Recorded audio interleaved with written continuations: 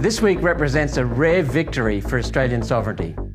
A victory for common sense, decency and humanity. And a victory against the sprawling monster of unelected, unaccountable foreign bureaucrats at the United Nations World Health Organization. You'll recall the World Health Organization proposed to change their health regulations that guide member states in the event of a disease outbreak like COVID. From guiding member states to being mandatory on member states, including Australia. This would have represented a complete destruction of Australian sovereignty and a fundamental reimagining of the powers of the World Health Organization. Last December, the Liberal National Morrison-Joyce government voted in favour of these changes, yet many sensible countries voted against, and the proposal was lost. Undaunted, the United Nations World Health Organization tried again this year. After months of heavy criticism, one nation and those opposing these measures have had a huge win.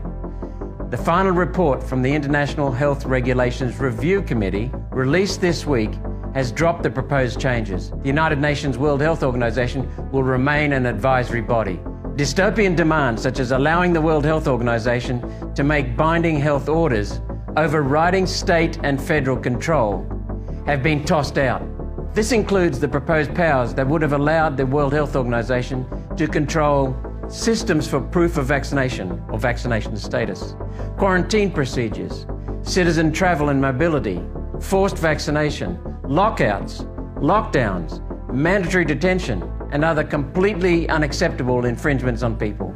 Gone is the universal health passport or vaccine passport that was going to control the ability of citizens to travel between countries in a permanent capacity. It was decided that this would raise ethical and discriminatory concerns. A global digital vaccine passport will no longer be developed under the committee's powers, for now. The committee will remain confined to actual public health emergencies, rather than potential health risks undefined, removing the widely held fear that their scope could be extended to climate lockdowns and other human rights abuses, which would have been possible because the United Nations World Health Organization had proposed to remove human rights completely from the regulations. After a backlash, the committee now strongly recommends the retention of the existing text, which is, quote, full respect for the dignity, human rights and fundamental freedoms of persons as an overarching principle. This is a critical backdown. The World Health Organization committee working on these changes has just recommitted to its fundamental human rights pledge in defiance of the proposed amendments. The findings of the committee agreed with the concerns that one nation raised regarding threats to sovereignty.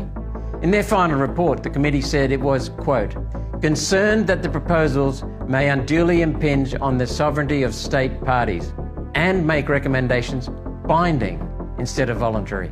In the end, the committee validated the fears raised on the international stage and within what's left of the free press. Fears I raised and for which I was called a conspiracy theorist. I was correct. Their decision to throw out this attempt to grab power from sovereign governments is a crucial first step in stopping unelected global bureaucracies from overstepping their purpose. Pauline Hanson first raised the United Nations treasonous work in Parliament in 1996, 27 years ago. In my first Senate speech in 2016, I called for Australia to exit the United Nations, Aus-exit. We've been so strongly outspoken against ceding Australian sovereignty to the unhinged United Nations World Economic Forum alliance that the World Economic Forum recently specifically called us out. We're getting under their skin. This fight is not over. All of the terrifying proposed powers that have been summarily rejected this week are duplicated in the proposed United Nations World Health Organization Pandemic Treaty. The Pandemic Treaty is a second attempt to turn World Health Organization into the World Health Police. The Pandemic Treaty is alive and well, sitting in the system, waiting for our so-called leaders to sign.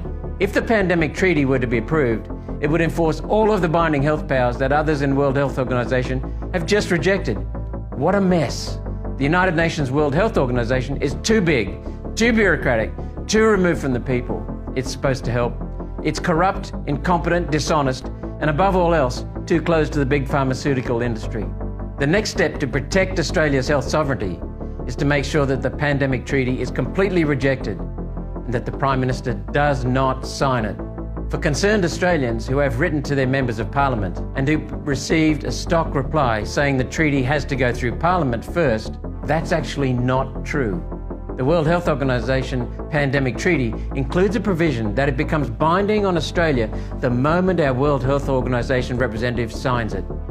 No parliamentary oversight required. Well, screw that. One Nation's work continues. Authorised Malcolm Roberts, Brisbane.